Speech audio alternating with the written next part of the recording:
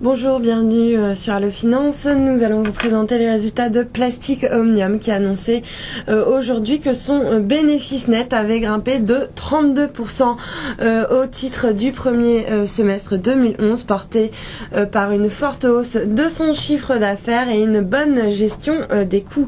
Le groupe a par ailleurs indiqué que ses résultats pour l'ensemble de l'exercice seraient en forte progression par rapport à ceux de 2010. Alors pour le premier semestre, donc clos au 30 juin, le chiffre d'affaires a progressé de 33% à 1,52 milliard d'euros, notamment grâce à une très forte hausse, près de 80% de hausse de ses ventes en Asie, une croissance de 48% des ventes en Europe de l'Est et en Amérique du Sud. Ces marchés à fort potentiel de développement représentent désormais près de 31% de l'activité automobile du groupe.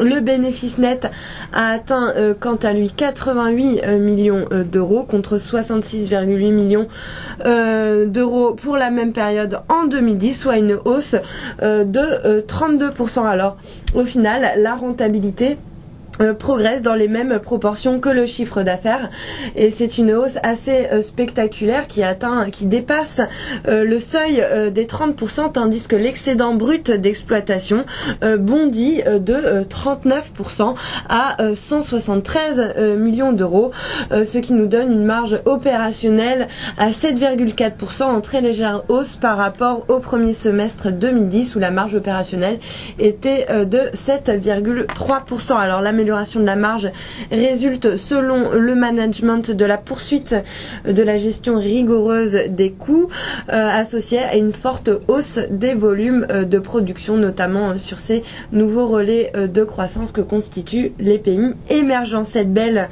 publication est saluée comme il se doit par le marché. Le titre s'envole de 4,8% à 24,66 €. L'action affiche d'ailleurs une performance de 40% depuis le début de l'année et de 96% sur 52 semaines, un parcours boursier effréné qui laisse d'ailleurs les analystes dubitatifs. En effet, ils valorisent la société à 24,75 € en moyenne. Ils sont complètement partagés sur le dossier avec 50% à l'achat, 50% à la vente.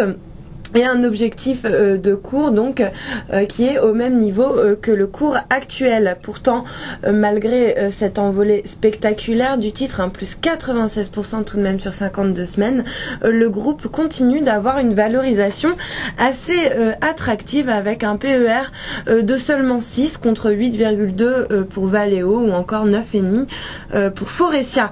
L'équipementier qui a dévoilé un chiffre d'affaires de 3,250 milliards d'euros en 2010 ne capitalise que 1,25 milliard d'euros, ce qui nous donne un ratio CAPI sur CA de seulement 0,3. Et puis concernant l'EBITDA, eh bien, il se paye 4,4 fois la valeur entreprise. Là encore, un ratio tout à fait acceptable.